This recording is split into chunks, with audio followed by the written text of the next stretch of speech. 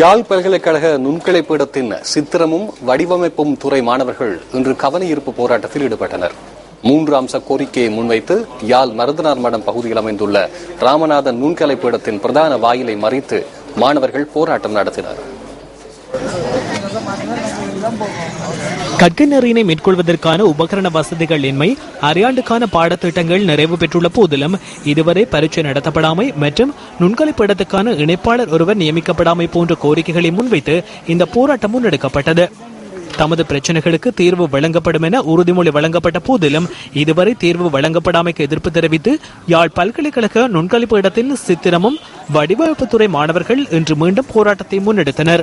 எதுவுமே நடைமுறைக்கு கொண்டு வராமல் வாக்குறுதியாக மட்டுமே இதுவரைக்கும் சொல்லியிருக்கிறாங்க. இதுவரைக்கும் பயனாளியர் மாணவர்களோட நிலை கேள்விக்குறியா இருக்கு. பொறுப்பெடுக்கிற கைட் பண்ற விஷயங்கள் வரைக்குமே நடைமுறைக்கு கொண்டு வர மாதிரி எந்த முடிவும் எடுக்கல. பல்கலைக்கழக நிர்வாகம் எங்களுக்கு எடுக்கிற முடிவுகள் எதுவுமே எங்களுக்கு ஒரு சாதகமான பதில தரக்கூடிய மாதிரி இல்ல. எல்லாமே ஒரு பொய்யான ஒரு நடவடிக்கையா தான் இருக்கு.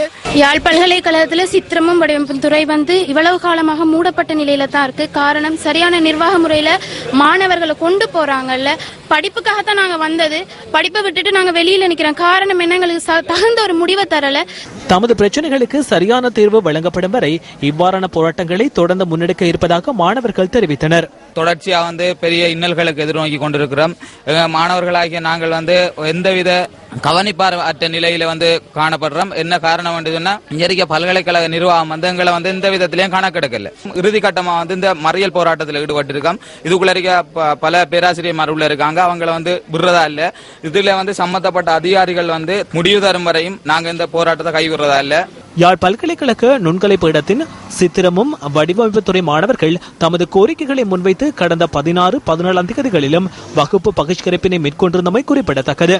இதேவேளை மாணவர்களது பிரச்சனைகள் தொடர்பில் கலந்துரையாடல் மேற்கொள்ளப்பட்டு உரிய தீர்மானங்கள் முன்னெடுக்கப்பட்டு வருவதாக யாழ் பல்கலைக்கழகத்தின் கலைத்துறை பீடாதிபதி VP சிவநாதன் குறிப்பிட்டார்.